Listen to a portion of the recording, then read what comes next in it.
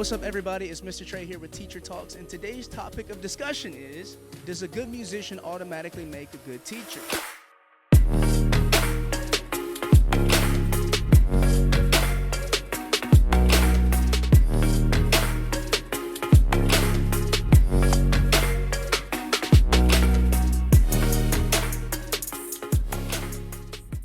Let's think about that real quick. And the answer is no. Just because somebody's a great musician and they can do anything they want to on their specific instrument does not mean that they're a great teacher. That doesn't also make them a bad teacher just because they're good, but I just want to point out the fact that just because somebody's great at something does not mean that they're going to be able to teach you. You have to be able to translate everything that you know as a musician or whatever you are into somebody who knows nothing. Okay, so I'm going to give you 5 attributes of a good teacher. Number 1 is joy. You have to be joyful about what you're doing. If you come in and you're grumpy, you're grouchy, that's contagious. That gets on people. It feels heavy in the room. You just seem like a grouch and you're mean. Like, no one wants to learn in that environment. But if you're joyful and you're happy, you're glad to be there, because you got to think, a lot of these people are only seeing you once a week. So that's only a small window of things. But if all they remember from you is, man, he was angry, or she was angry, she was bitter towards me, that's not going to be good. You have to love what you're doing. You have to be happy when you're doing it, okay? Number 2, probably one of the most important ones, you have to be patient, because it can seem like the student is never going to get it. They are slow, they're this, they're that, but you have to be patient. And it's really just your attitude and encouraging them. I'm serious. I've had times where I'm telling the student exactly what to do, and they're just like, I don't know what to do. And so for me, I'm like, bro, are you kidding me? But I'm like, you know what? Hey, listen, this is actually how you have to do it. You break it down. So instead of like getting mad and slam dunking a snare drum over their head, like, you suck, never come back again. That's not the way to handle things. You have to be patient as a teacher and believe that they're going to get it. Number 3, you have to take accountability as a teacher. So for me, if a student isn't getting it, I don't blame the student first. I always look at myself and I say, how can I teach them this in the better way that they understand it? Because you can't just blanket teach everybody the same. So I'm like, how can I teach the student better?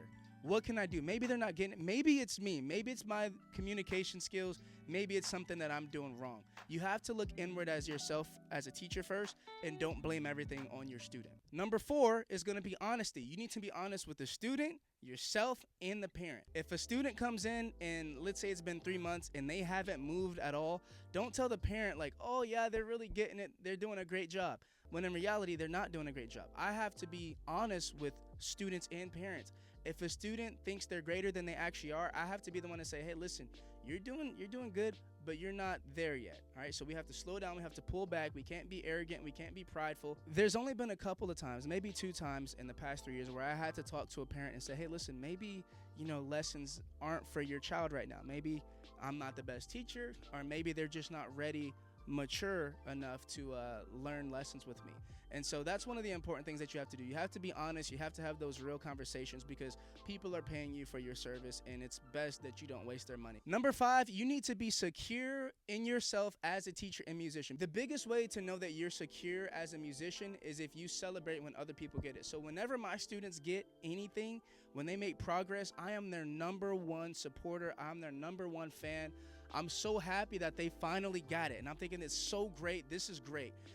Another reason why I say you need to be secure as a teacher, because you're not the only teacher on the earth. You're not the only musician on the earth.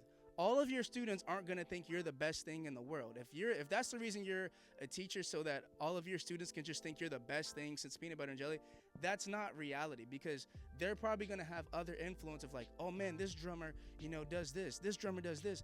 And you have to be okay with that. You have to say, oh man, you know what, that is a great drummer. Like, they're awesome. You know what I mean? You can't be like, oh, they're all right. You can't be a hater as a teacher. You have to be secure in who you are as a teacher. That's all I have for you guys today.